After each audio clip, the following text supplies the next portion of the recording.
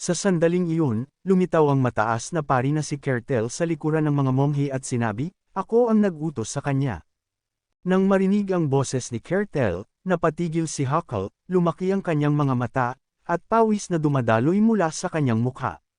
Bakit siya? Paano niya ito nagawa? Lahat ay nagulat na makita si Kertel na lumapit kay Bali na mukhang maayos. Si Huckle, na pinapawisan pa rin, ay nag-isip, paano niya nabasag ang sumpa?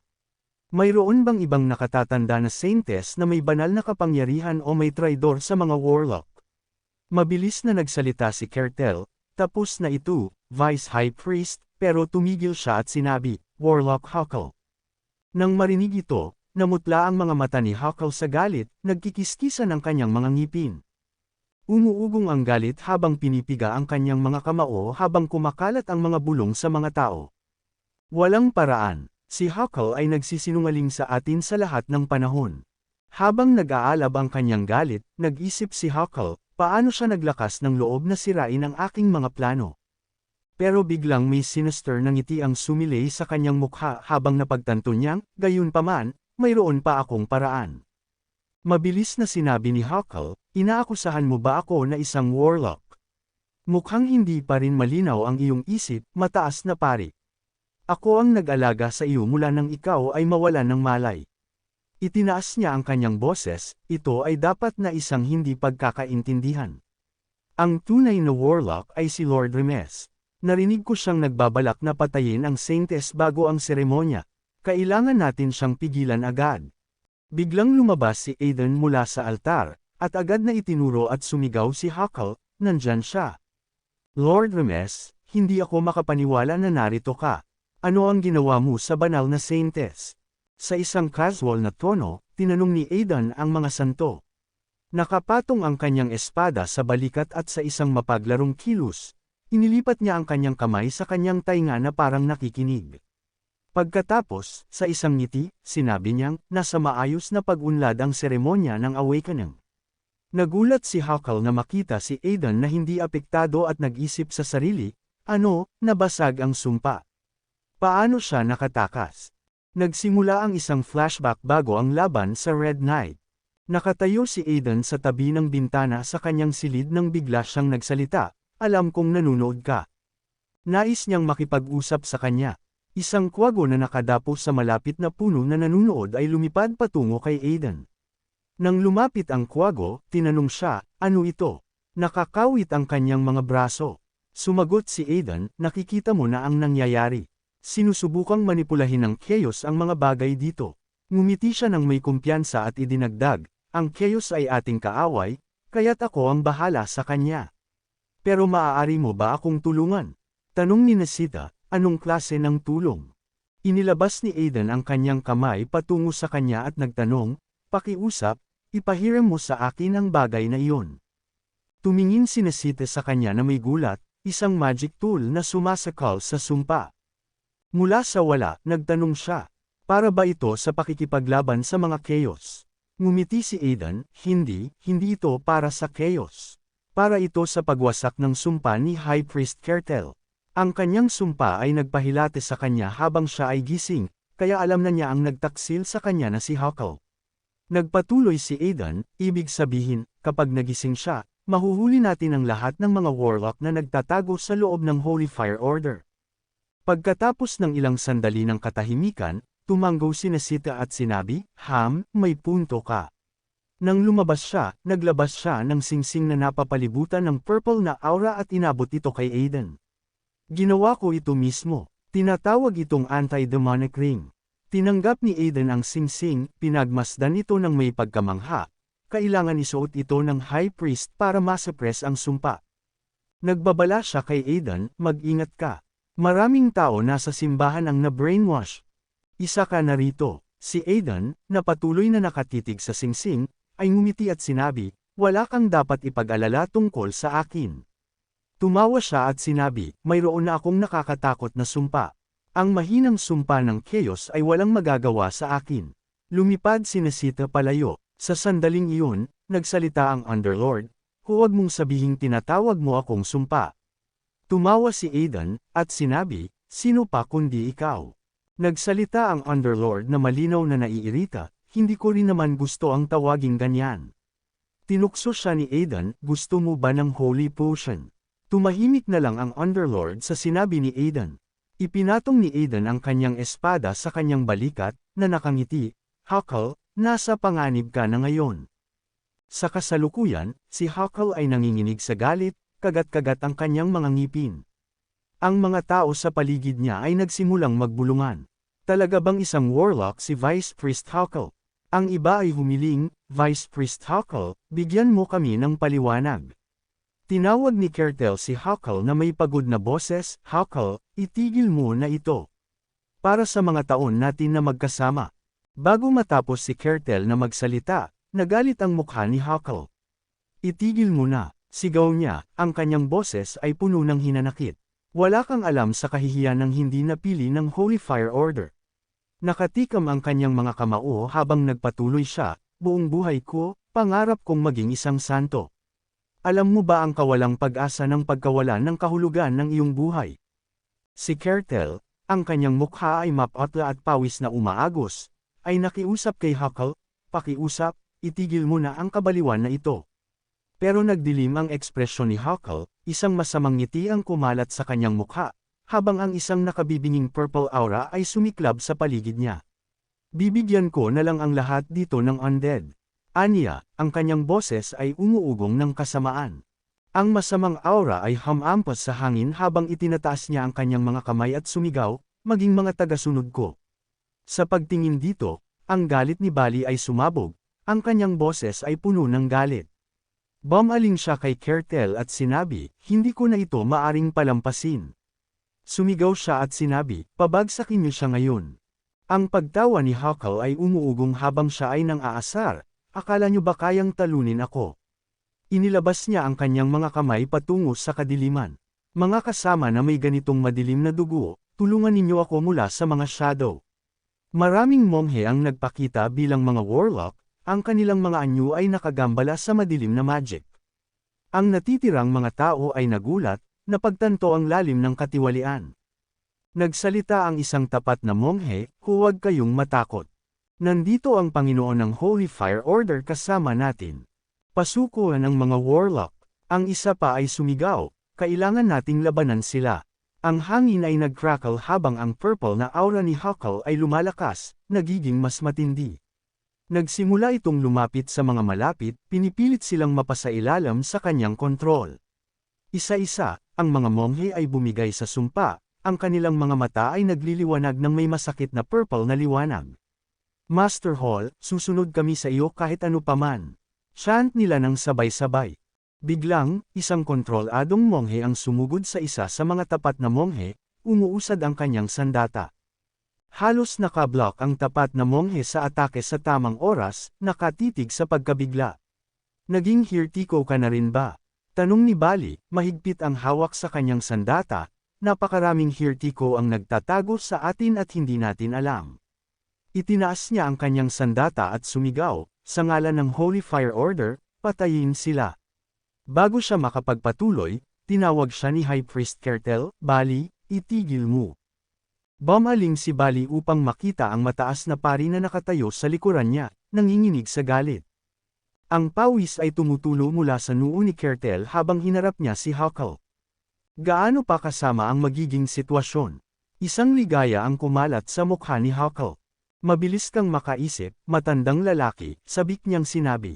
Gusto kong makita kayong lahat na magpatayan sa harap ko. Ang mga mata ni Huckle ay kumikislap ng puot habang inihayag niya ang kanyang pinakamataas na plano. Marahil ay nahulaan mo na, inilagay ko na ang sumpa ng dominasyon sa karamihan sa mga miyembro ng simbahan. Subukan mong hawakan ako at ipapagawa ko sa kanila ang magpakamatay sa isang iglap. Sa narinig na ito, umusbong ang galit kay Kertel, nagngangalit ang mga ngipin sa pagkabigo, ngunit maliwanag ang bigat ng sitwasyon. Ang ngiti ni Huckle ay lumawak habang muling sumigaw, wala ka nang magagawa ngayon, kaya sumuko ka na.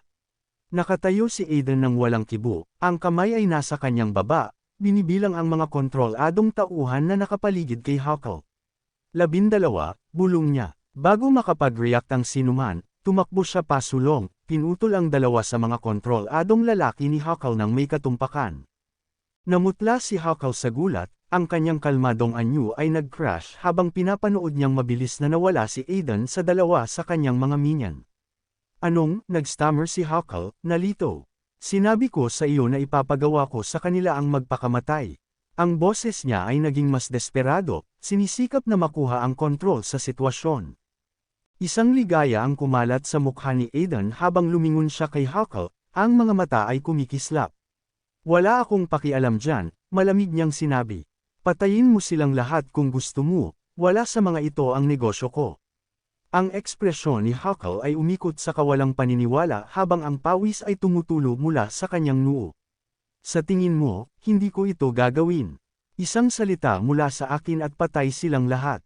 Ang mga mata ni Aiden ay kumislap ng nag-aapoy na pula, ang boses ay kalmado ngunit matalim. Oo, sige lang, hindi ito problema ko. Hindi ako miyembro ng simbahan mo. Itinutok niya ang kanyang espada ng direkta kay Huckle. Ang tanging bagay na pinapahalagahan ko ay ang kaguluhan. Narito ako para sa iyo. Lalong lumalim ang gulat ni Huckle, kagat-kagat ang kanyang mga ngipin habang iniisip, paano niya alam na kasama ako sa kaguluhan. Ang bastardo, hinahanap na niya ako mula pa sa simula. Ang desperasyon ay pumasok sa boses ni Huckle habang iniunat ang kanyang mga kamay patungo sa kanyang mga kontroladong minions. Patayin siya, lahat kayo. Patayin siya ngayon. Ang mga minion sa ilalim ng sumpa ni Huckle ay umusad patungo kay Aiden. Sa mga sandaling iyon, umuukit ang boses ni Underlord sa isipan ni Aiden, hindi mo ba talagang papatayin ang lahat ng mga inosenteng mananampalataya na ito?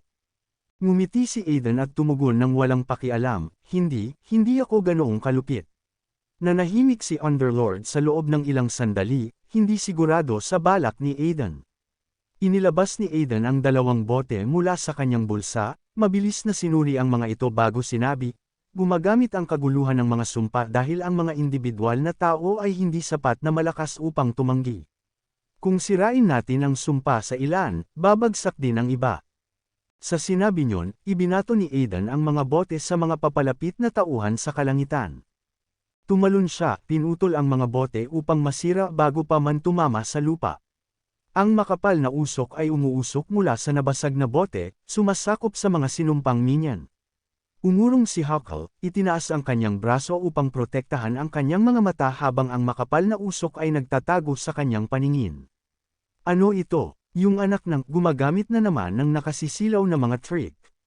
Aniya, ipinagngingit-ngit ang kanyang mga ngipin sa pagkabigo. Patayin siya ngayon. Ngunit sa loob ng ulap ng usok, si Aiden ay kumikilos na. Dumaan siya sa usok, ang kanyang anyo ay bahagyang nakikita habang maingat na pinutol ang ilan sa mga sinumpang minion, pinapatumba ang mga ito gamit ang mabilis na non-lethal na mga pagkilos. Ang mga minion, naguguluhan sa usok at disoriented sa mga epekto ng anti-curse mixture, ay nag-aatubiling umusad. Sa sandaling iyon, si Huckle ay nakatayo ng frozen, hindi makakita sa usok. Ang kanyang isip ay nag-uumapo habang nararamdaman ang bilang ng mga warlock sa ilalim ng kanyang kontrol na unti-unting nababawasan. Anong nangyayari? Naisip niya, habang ang takot ay kumakalat sa kanyang mukha.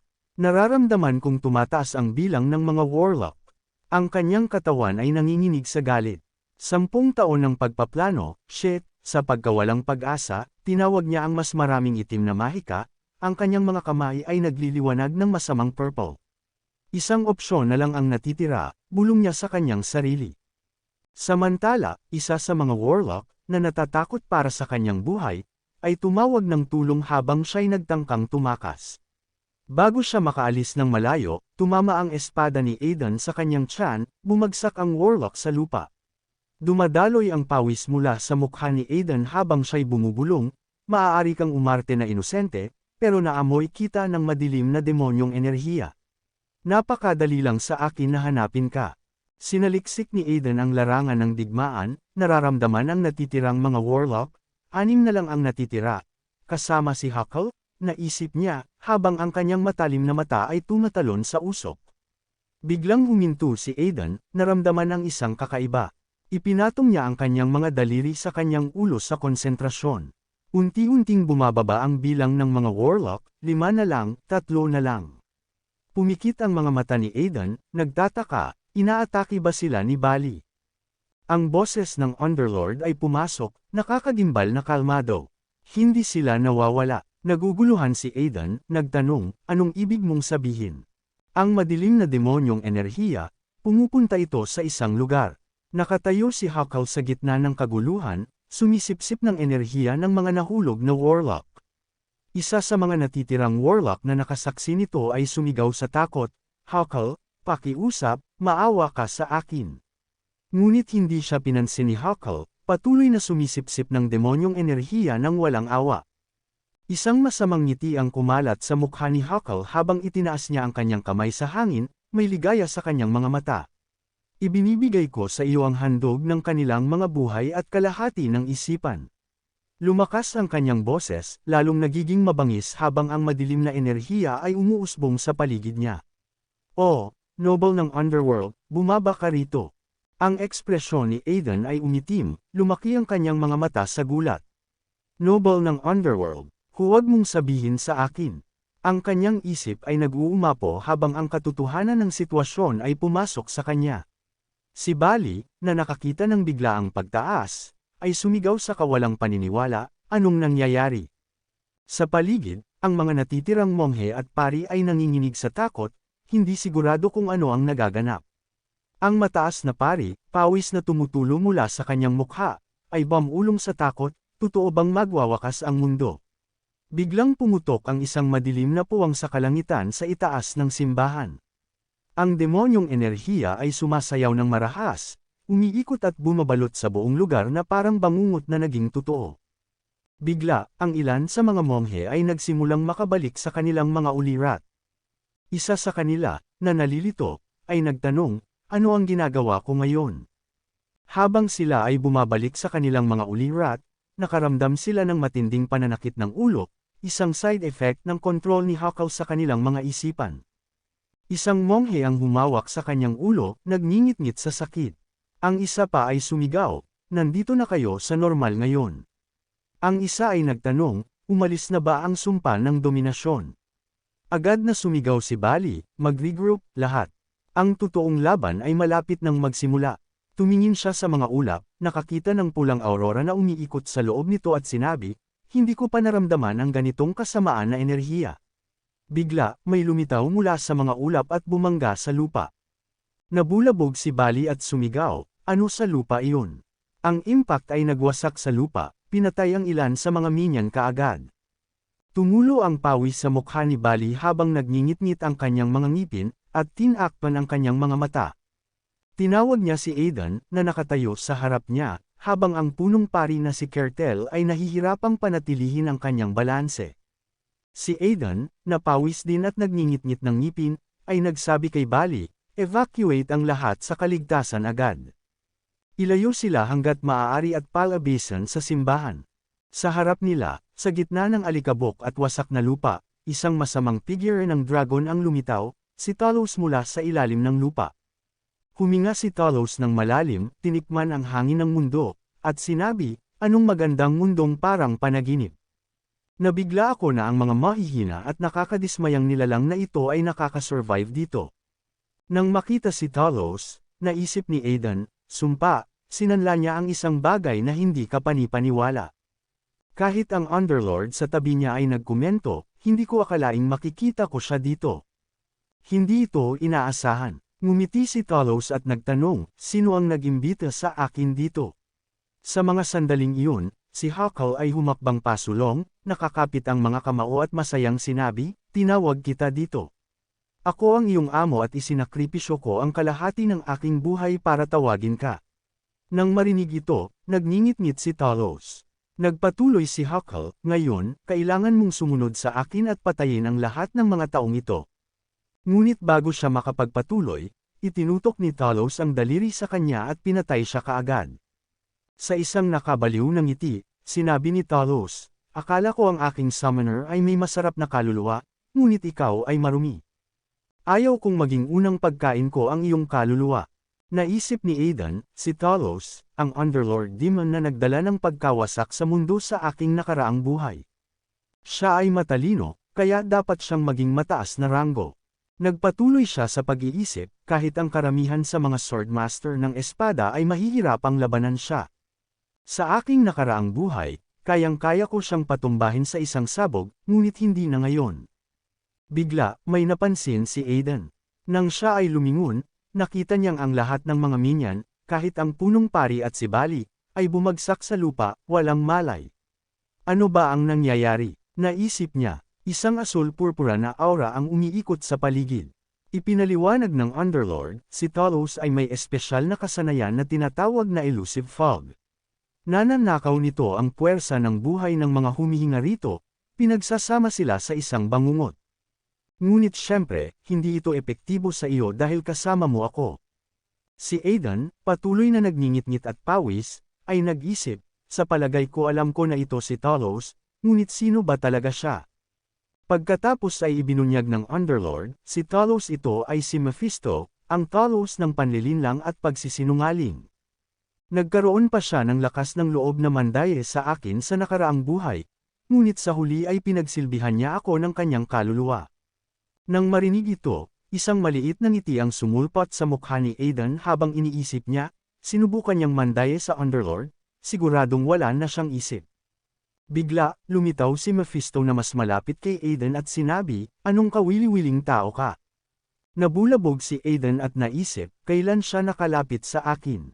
Nagpatuloy si Mephisto, "Nakakagalaw ka ng maayos kahit sa aking fog.